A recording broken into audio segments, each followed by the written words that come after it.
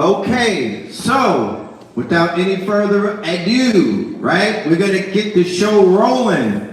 And we are going to open up the floor and bring on our guest of the night, none other than a legend himself, who needs no introduction, right? Who is a recent recipient, if I'm correct, out of a Grammy, right? Of a Hall of Fame award. Lifetime achievement, right? Recognized by the same industry, right? This is when you know you're doing work. Even though we know this said industry would try to blackball the brother, they still gotta acknowledge him. So give this man a round of applause, please, with all of your might. Our brother, your brother, Professor Griff.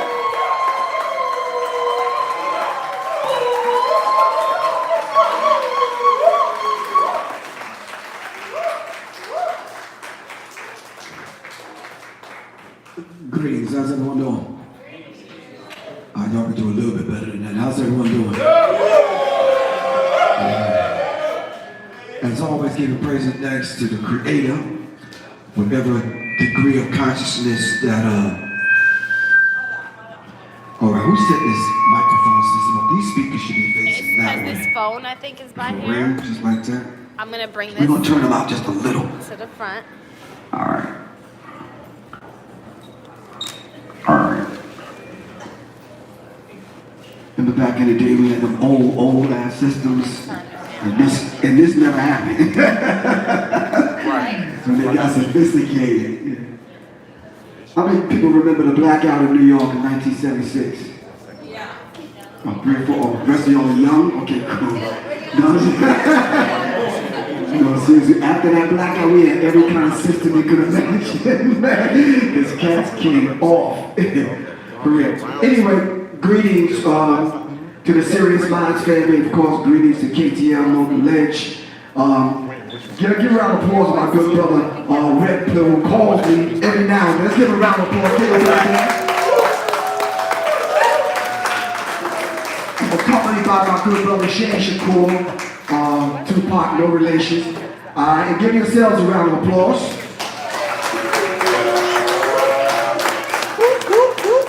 I told 19 kids, I see them doing some push-ups on Instagram or something, man. I had to rewind and get down there with them, like, yo, let's get it. For real, man. That's a beautiful thing when people can do that, unashamedly do that, and give us their energy. You understand what I'm saying? And I think when we see them, we need to acknowledge that. Who else is in the building that I had you on my mind? It'll come to me in a second, once I see your beautiful face. But anyway, he asked me what did I want to talk about. I said I just wanted to be open. I want to be accessible to the people. So I do want you to prepare some questions, because I'm sure you've seen some things online that you want to ask me some questions about, because you're just unclear about some things. So what I wanted to do tonight is talk, but then again, Red Pill has some questions for me that I wanted to dialogue with him also. I really truly wanted to kind of dialogue. Oh, you know what I was thinking about? America. You get what I started thinking? America came to my mind. Trump came to my mind. Biden's lying ass, and the rest of them came to mind. So I don't know what happened. Oh, America's right.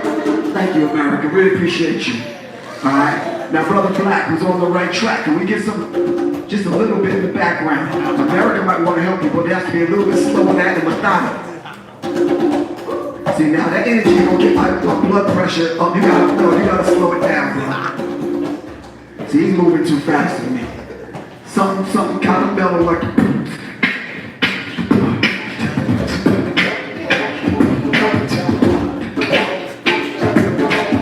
right there. All right. Y'all forgot I was a musician. See, that's the thing, Bill. They only know one side of me. You understand what I'm saying? They don't know that I'm a granddad, I'm somebody's father. You understand what I'm saying? Did y'all know I was a martial artist? No? Yeah, so you already knew I was a martial artist. How many people seen the video of me and my wife recently? fire. 2 people? That was fire. Hold on 1 second. I need y'all to go pick up your cell phones right now. Come on. That's fire. Yeah, that video was fire. Get your cell phone. Go to YouTube. Put in Professor Griff featuring Soleil, S-O-L-E. The name of the song is called Now the End Begins. Now the End Begins. I want y'all to do it too. Shout out to the Sirius Mindz family. I need y'all to do that too. Now the End Begins. Professor Griff featuring Soleil. Can somebody play it where I can hear it out there? The beautiful brother that edited that film is sitting in our audience right now. Where is he at? This brother over here on the camera down. Let's give him a round of applause. Yo, there's talented people in our midst. Alright, so if you need a video editor or whatever, see Shane Shakur over here. Who got it up? You got it? Okay. Now my wife stole my red beret, so don't worry about that, I'm gonna get it back. But y'all already remember the red beret from back in the day, the public enemy days. Oh, you do? Yeah, you go, okay, damn, okay, it was like that. I thought it was like this, but it was like that too. Okay, I got you. Anyway, all right, so I just wanted to come on and greet the family. All right, not only greet the family because I'm going to invite Red Pill to come back up because he said he had some questions that he wanted to ask me. But one of the main things I wanted to get across before I leave this stage is survival and preparedness. All right. When I have this particular part of the conversation with you guys, we're not talking about what you believe. What you believe is going to happen. Whether or not if you believe the second round of COVID is going to happen. I don't give a rat's ass what you believe. We're going to start talking actual facts. Is that cool? Is that cool? I've been having too many conversations with too many people, and I'm not taking a shot at anyone. I like that. Okay. I'm not taking a shot at anyone that's out there that may have this particular persuasion. But I've been having too many long, drawn-out texting conversations with people talking about the reason why the police shoot us is because we're not sovereign, or we're not this, and we're not that. Good saying that shit to somebody else. Because they're not stopping you, asking you for ID to see whether or not you're sovereign. All right, so good conversation, now is not the time. Right. And the other conversation, Cracker had the nerve to text me with this madness. Well, if black people would stop killing black people, then maybe the police would stop killing black people. When is that ever going to goddamn happen? Not never. So listen, so you mean to tell me, if we stop killing one another, white people are going to stop killing us? How foolish does that sound? Because who was killing us before we were killing one another? Right. Audience is real quiet. What's this, mellow out Mondays or something? Mellow Monday. I need that African beat behind me. You must got some serious energy, baby. You always want to start up on that 6-8. Right. Give some Wakanda. That's the ancestors coming through you. See, what I wanted to do, though, is keep them mellow right here, and then later on, when it gets a little bit more intense, because it's going to get intense, then we can take it to the 6-8, but the 4-4 is cool right now.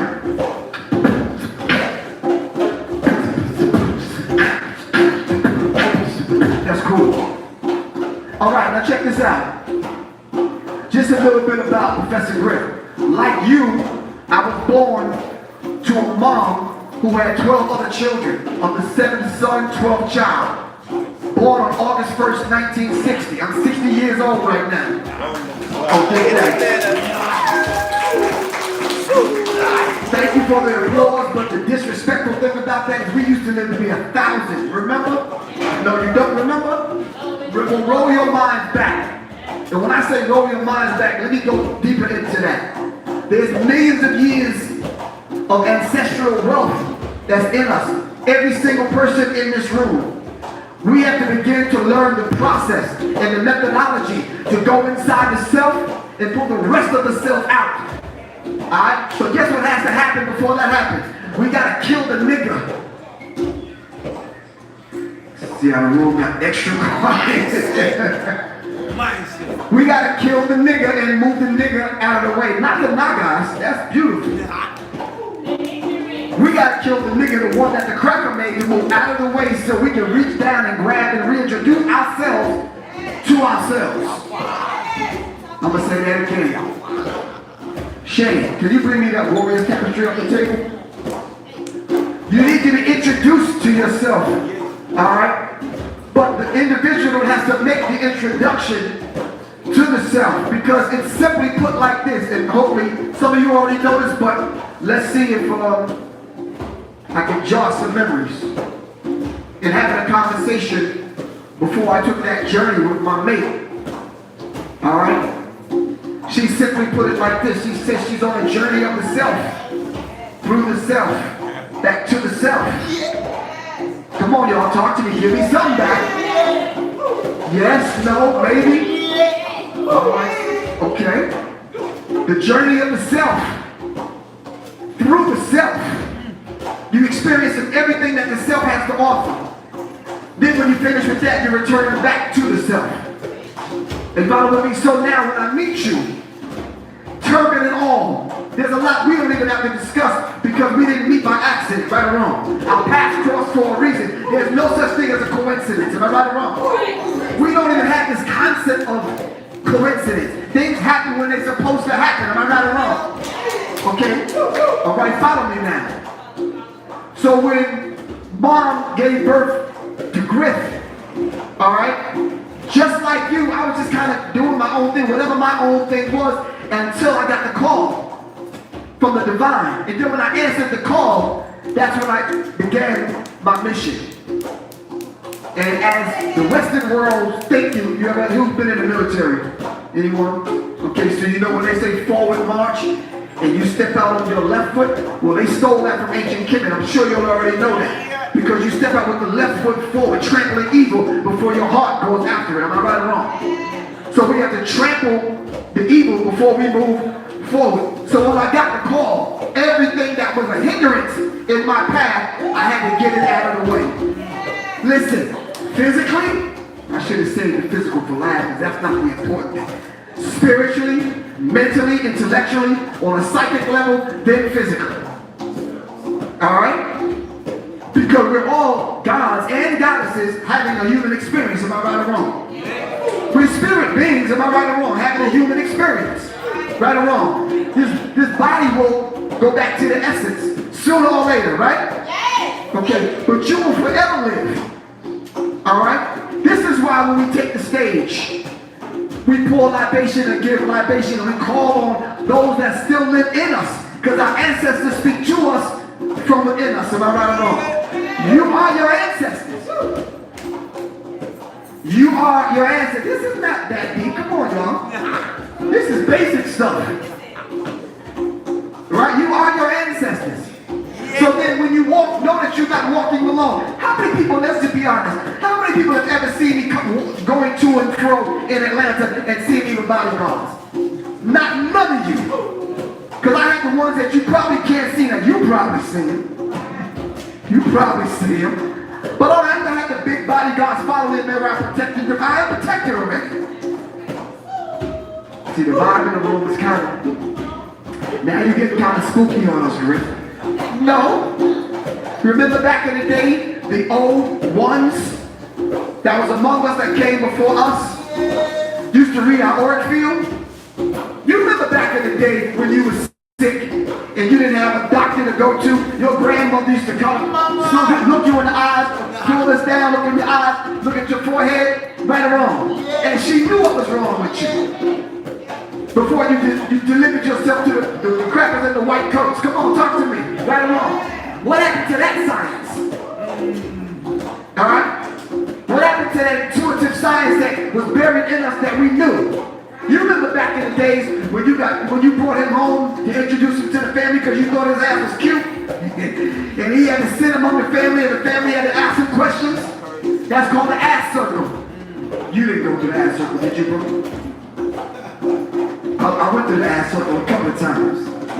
She thought I was a handsome dude, strong, and all that kind of stuff. So she put me to the test, brought me home, introduced me to the dad, the brothers. So I sat and we had a discussion. And they asked me anything that they wanted to ask me because they said, you won't be hanging out with my little sister. You understand what I'm saying? We got to check you out, so to speak. So what I did was put this book together.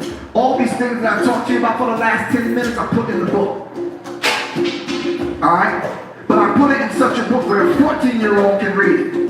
Well, why did you do that, Griff? Oh, it's deep, high science. It ain't deep. It's not really high science. It's something that the 14-year-old should already have. Are you following me? Alright, so what I did, I put it in the book, but I didn't put it in the hands of the 14-year-old. I put it in the hands of his mom and dad. I said, here you go, turn any page. You can start out with the first couple of pages, and it deals with building an altar. Raise your hand if you have an altar at home. Well, I'm talking to the right audience, man. That's beautiful. So I need to tell y'all, then how come they don't revere and respect one another? If you have an altar at home, we should return to it often. Am I right or wrong? Bring the altar gifts. Pour fresh water. Bring flowers. Bring fruit. Whatever it is that your ancestors now, I have an ancestral warrior altar. That only the ancestors that were warriors make my altar. You understand what I'm saying? Why? And I want to call on that spirit every single day. Because I know that's the spirit that dwells in me. So I know the Mau dwells in me. I know Yasakiwa dwells in me. I know the Zulu dwells in me. Are you following what I'm saying? And that's a beautiful thing to recognize the gift that the Creator deposited in you, only for Griff now. I can't tell you your gift or your gift or your gift. You got to discover that by making a journey through the self. Alright? And then back to the self. Alright? Only you can discover that. So then I put the oath, the pledge and the oath in the book. Alright? Because we're pledging the street gangs, we're pledging to a whole bunch of things that's not us. Now, of course, don't get me wrong, street organizations are fine. Hell, they're fine with me. I don't know about y'all. You understand what I'm saying? All they need to do is hear the right word. And they're getting locked and loaded. You follow what I'm saying? Everyone needs to find their tribe. The question now is, have you found your tribe? What does your tribe consist of? Now, this is no disrespect to anyone in this room. I am not of the berry and leaves and fruit pickers, and that's not my tribe. That's just not my tribe. I'm not part of the fishermen and the goat herders and the camel riders. That's not my tribe either. Alright? When you talk about Shango, you know who? Alright? These are members of my tribe. And we have to understand that every aspect of what the particular deities consist of. This is part of my tribe. So what I have a tendency of doing is finding Shango and Ogun in any man that I meet. And it's not a gay thing. Because I don't have to verbally say it to the man. We already feel it to one another. You understand what I'm saying? Sometimes it's this non-verbal communication thing that works more so than the master language of English. Am I right or wrong? Right. Because this English language confuses sometimes. Because I can see you and I can say, bro, I love you, man. And we both know that ain't no gay thing. You understand what I'm saying? And that's coming from here.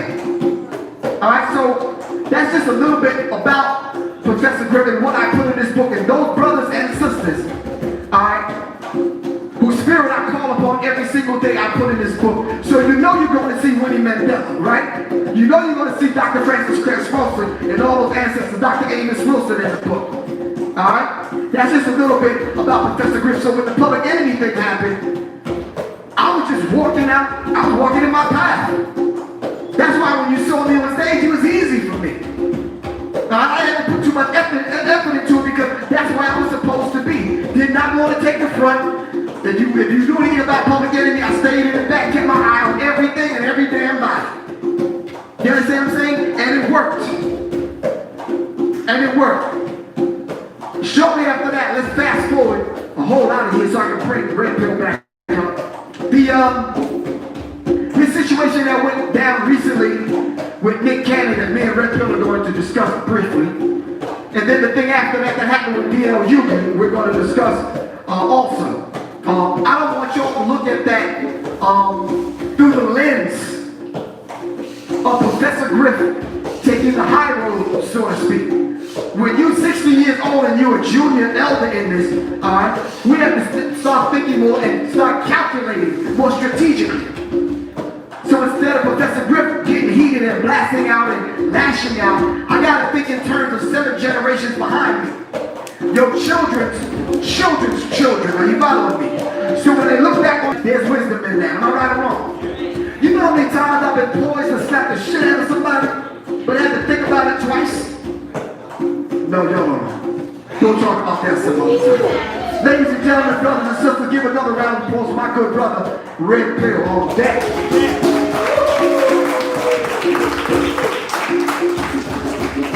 Y'all can do better than that, Toba?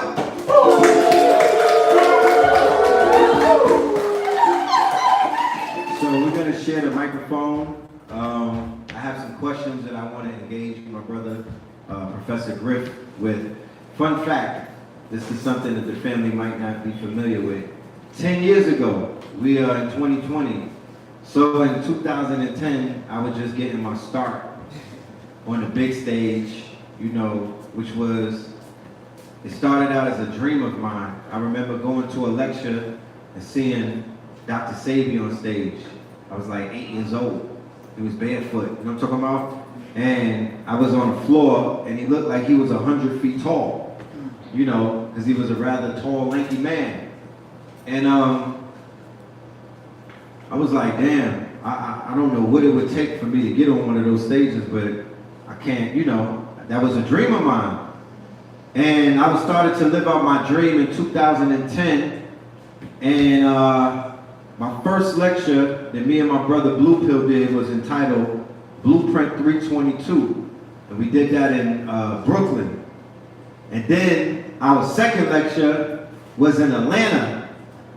It was in Little Five Points at a place called the Luna Cafe, right? Now it's called Five Thigh or something.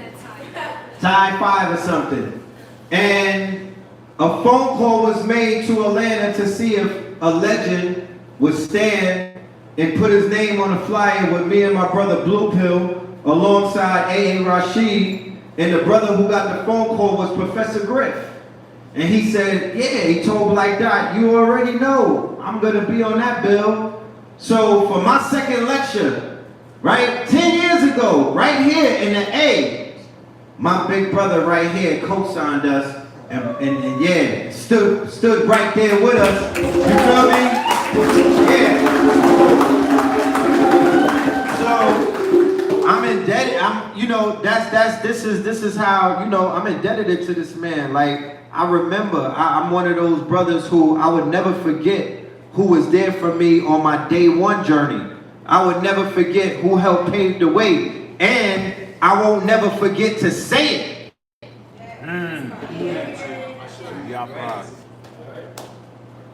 These Negroes are so secretive in this community. You know what I'm talking about? You know what I mean? They've been studying the Illuminati so long.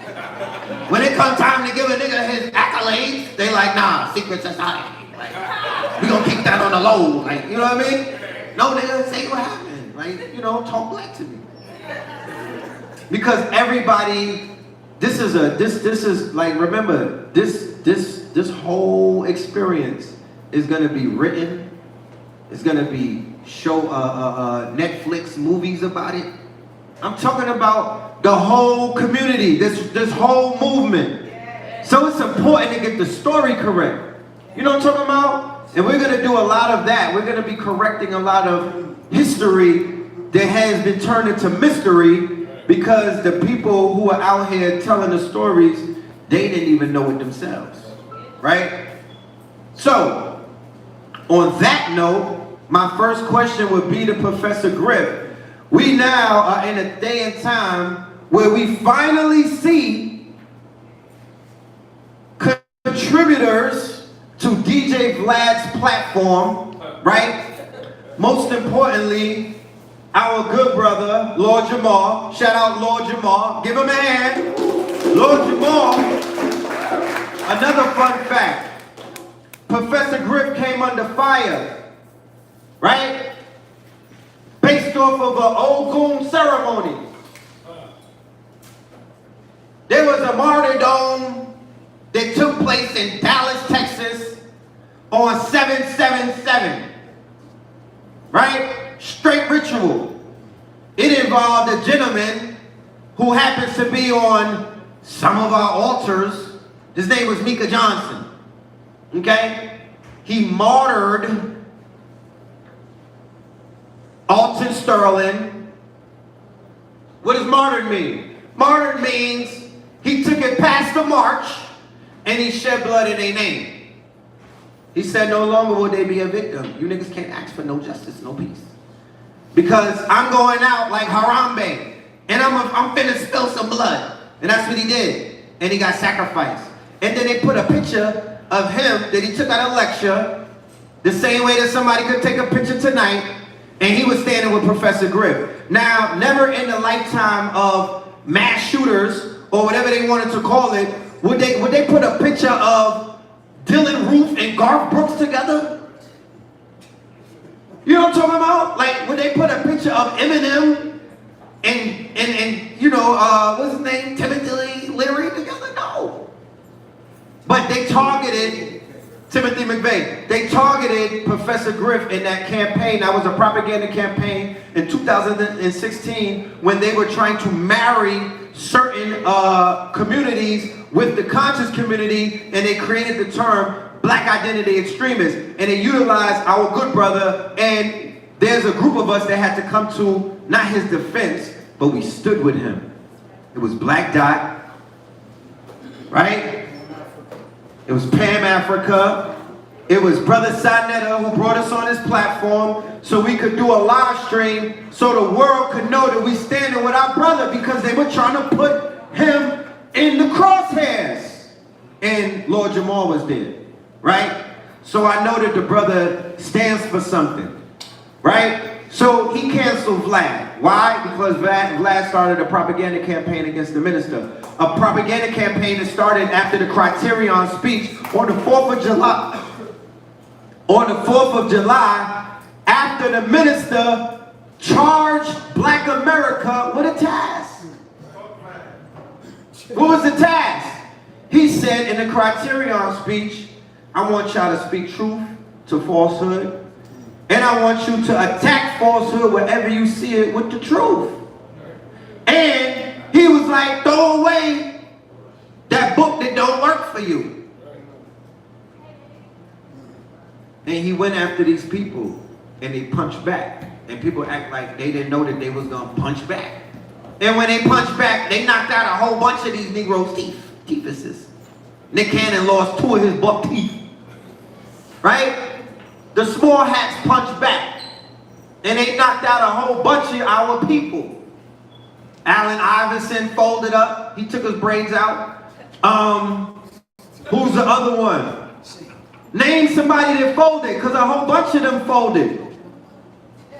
Right? So the mission of the media was to target every single person that was at the farm, and they were showing support for Minister Farrakhan. That's what the whole Nick Cannon thing was about. And once again, they went and put our brother in crosshairs. And Vlad and the other small hat people who pledge allegiance, right? They moving as one. They're on code. So he began to attack the minister. Matter of fact, he attacked Dr. Sabi. So he was supposed to have been canceled, right?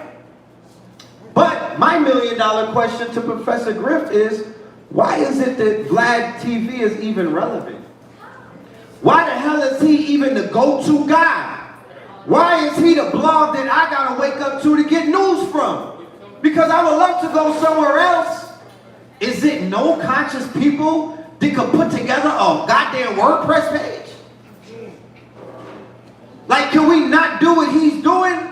So I want to know from somebody who's in new media. I don't like to call it black media. We're in new media, right?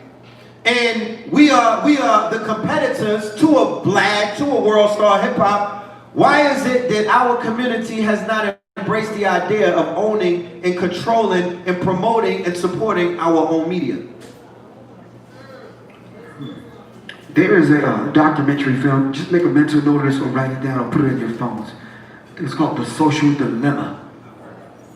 You have to watch this film because it speaks directly to, right, it's on Netflix, directly to what you're saying.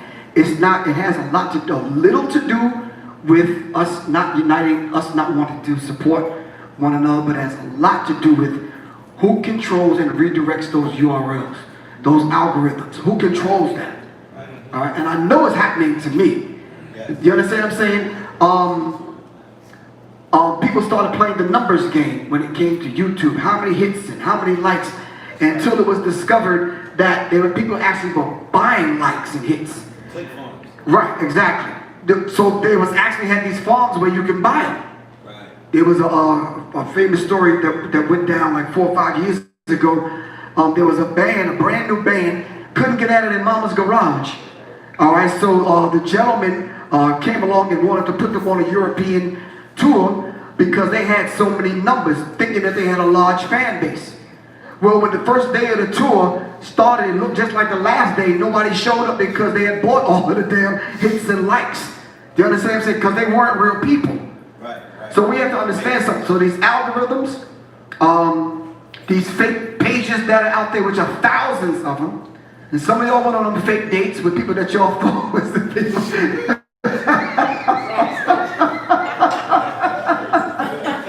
No, that's real. Catfish. So we have to be very mindful of that. Now, when you're talking about Vlad, all right, who's a Russian Jew, you have to understand the particular dynamic when it comes to that. Of course you're going to get a pass. Of course they're not going to redirect your URLs. Of course they're going to let fly, whatever it is. But when you look at how he ran his particular business, well, without being hindered by YouTube. Right. So when I went on Vlad, I got a call from, and this is the actual fact, I got a call from someone I knew. Right. Because I didn't even know who Vlad was because I wasn't watching dude. So, but it was the person I knew that I was connected with that said, Joe, would you mind just doing an interview, whatever. I'm like, okay, what's it about music? Okay, cool, I would do it. Do you understand what I'm saying? So when they set the interview up, we did it at the studio that I work out of, and they was like, basically, come on, we'll meet at 10 o'clock, we'll just kind of knock it out. He had questions already prepared. I said, you don't need to send them to me. Whatever you ask me, I'm sure I can answer. I'll try my best. Right. But long story short, to make a short story shorter, the cracker did not even come to interview me. Talk about that part. I'm sitting there in front of a screen like this, and he's on the screen in his apartment in New York. Right. He's not in the room. He's not present in the room during any of those interviews. It's all from a screen. I bet you don't know that. I looked at that, it was kind of strange, but at that particular time I said, okay, you know, the analog thing is out, the digital thing is in, maybe this is the way people do things. All right, so prior to starting, he wanted me to sign a waiver. My cracker, you out your mind, you might as well pack that shit and we go home, because I'm not signing jack bone. You understand what I'm saying? So this is what they do. They get you to sign the waiver, all right, to sign all of your rights away. Because everything could look fine, but it's the last paragraph in the middle of the paragraph says you don't own a damn thing after you finish doing this. You understand what I'm saying? Okay, so let's move real quick. So an hour-long interview, he takes up and he chops it up into 3 to 5 to 7 minutes long. All right? So 3 to 5, 7 minutes long into 60 minutes is what? Y'all do the math. All right? You end up with how many of them? Short clips that you put on, which gets what? 700, 800,000 hits and likes. All right? So when you monetize that on YouTube, it turns into dollars. All right? And then when you get beyond a certain number, he's able to get ad people coming with that want to purchase ad space and this kind of thing. So after interviewing 30 people, Right.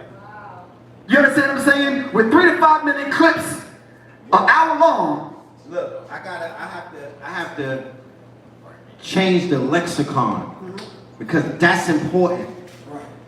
After 30 interrogations.